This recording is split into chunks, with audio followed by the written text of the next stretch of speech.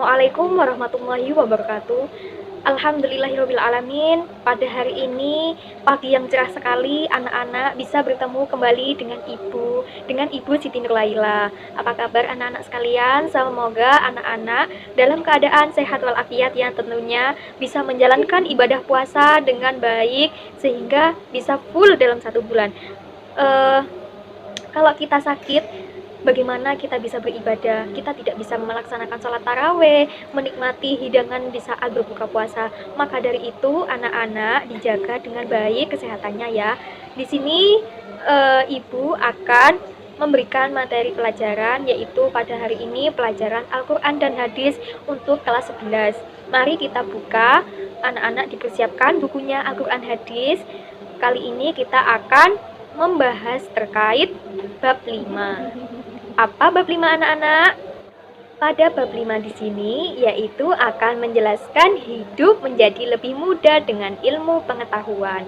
Nah, sebelum kita memasuki pada materi kali ini, mari kita berdoa agar ilmu yang kita pelajari hari ini bisa bermanfaat baik di dunia maupun di akhirat.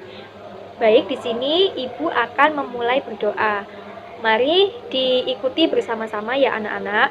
Kita berdoa niat belajar untuk mencari ridho Allah Subhanahu wa Ta'ala, karena tanpa ridho dari Allah maka kita tidak akan bisa mendapatkan ilmu yang manfaat dan ilmu yang barokah tentunya. Baik, marilah kita berdoa. Bismillahirrahmanirrahim. Raditu billahi rabbah wa bil islami dina wa bi muhammadin nabiyya wa rasula. Rabbi zidni ilma warzuqni fahma. Amin ya rabbal alamin. Di sini Ibu akan memberikan ice breaking ya anak-anak sebelum memasuki pada materi kali ini. Kalau Ibu tanya apa kabar anak-anak sekalian, anak-anak menjawabnya Alhamdulillah, luar biasa, Allahu Akbar. Yes. Bagaimana anak-anak sudah paham ketika Ibu bertanya apa kabar anak-anak? Jawabnya Alhamdulillah, luar biasa, Allahu Akbar. Yes. Ya, terima kasih. Semoga pada pagi hari ini anak-anak tetap semangat dalam mencari ilmu, karena begitu pentingnya seseorang menuntut ilmu. Dan hukum dari menuntut ilmu itu apa anak-anak? Yaitu fardu ain, wajib bagi setiap manusia, baik itu masih kecil, dewasa, dan maupun yang menjadi tua, karena mencari ilmu itu sangat penting sekali anak-anak. Silahkan kepada anak-anak dibuka Qur'annya, Quran Surat At-Taubah, surat ke-9, pada ayat 122. Jika sudah dibuka, mari kita baca bersama-sama Quran Surat At-Taubah ayat 122. A'udzu billahi minasyaitonir rajim. Bismillahirrahmanirrahim. وَمَا كَانَ الْمُؤْمِنُونَ لِيَنْفِرُوا كَافَّةً فَلَوْلَا نَفَرَ مِنْ كُلِّ فِرْقَةٍ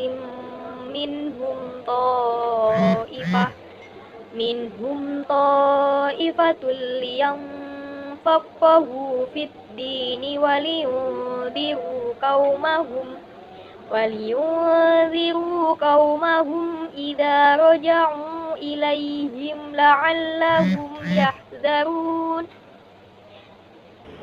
Artinya, tidak sepatutnya orang-orang mukmin itu semuanya pergi ke medan perang.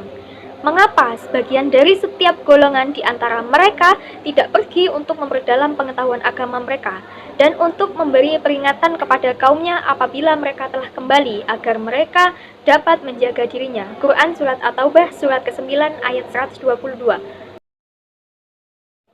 Pada surat At-Taubah ini menjelaskan terkait peperangan. Di sini menjelaskan bahwa perang itu hukumnya fardu kifayah. Jadi semua orang tidak wajib untuk mengikuti perang. Apabila pada suatu kota sedang terjadi peperangan, maka tidak wajib keseluruhan itu mengikuti perang. Di sini hukum perang bukan fardu ain, yaitu wajib bagi keseluruhan. Apabila sudah ada yang melaksanakan peperangan, maka gugurlah untuk sebagian orang. Barulah menjadi wajib apabila Rasulullah Shallallahu Alaihi Wasallam sendiri keluar dan mengarahkan kaum mukmin menuju medan peperangan. Di sini maka hukum dari perang adalah wajib. Ayat tersebut merupakan isyarat tentang wajibnya memperdalam ilmu agama dan bersedia mengajarkannya di tempat-tempat permukminan serta memahamkan orang-orang yang lain kepada agama, sehingga orang-orang tersebut mengetahui hukum-hukum agama secara umumnya dan wajib diketahui oleh setiap mukmin. Anak-anak, orang-orang yang beruntung dirinya memperoleh kesempatan untuk memperdalam ilmu agama. Jadi di sini kita juga sebagian orang-orang yang beruntung. Karena apa? Kita masih bisa menuntut ilmu agama dengan baik tentunya.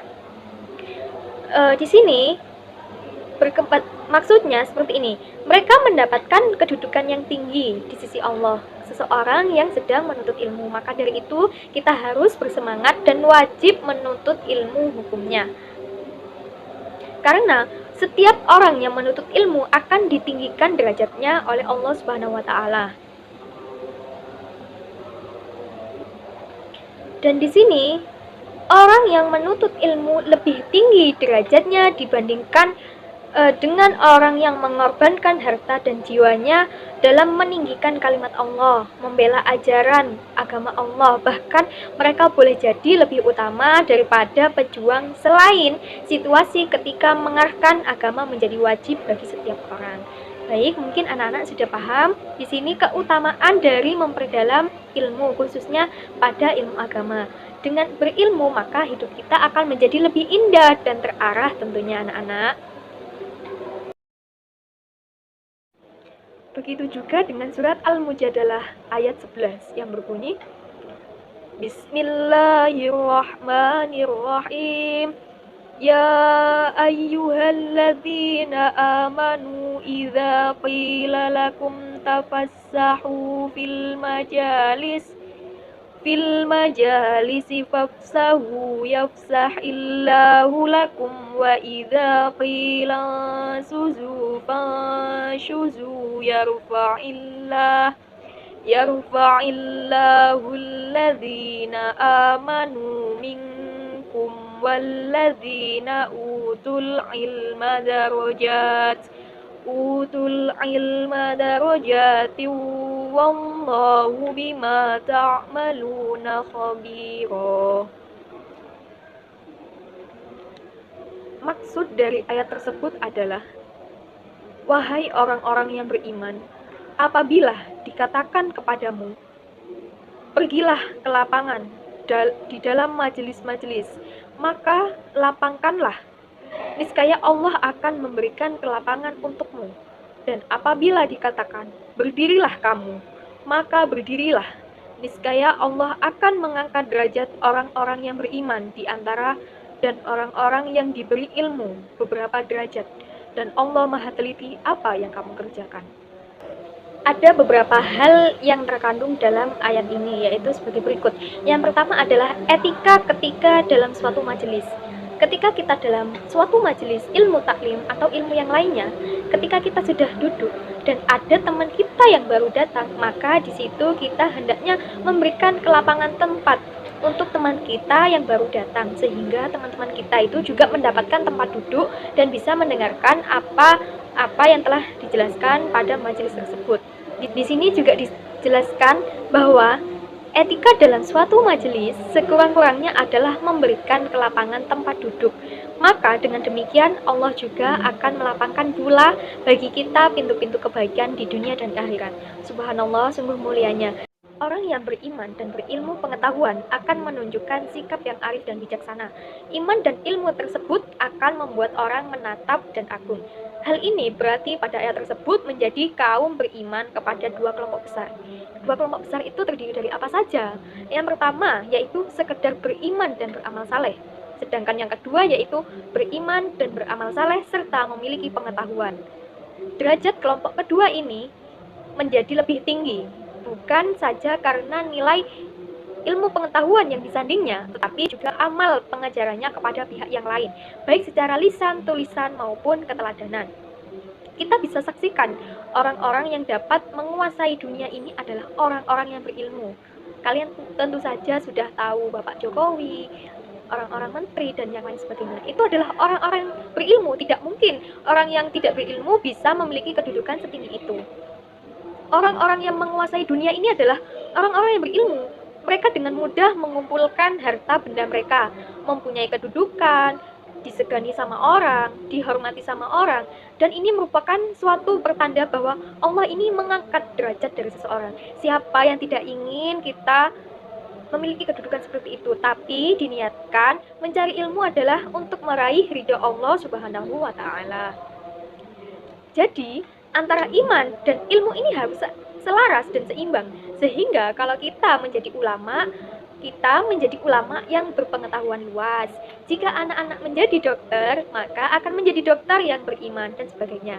Jangan sampai pada kasus sekarang ini banyak sekali orang-orang yang berilmu tetapi kurang memiliki keimanan. Banyak sekali pejabat-pejabat itu banyak yang koruptor. Karena apa? Salah satu faktor dari koruptor itu adalah kurangnya iman tertanam dalam hati seseorang. Na'udzubillahi min dzalik. Jadi di sini selain kita menuntut ilmu, kita juga harus memperdalam keimanan kita, keteguhan hati kita.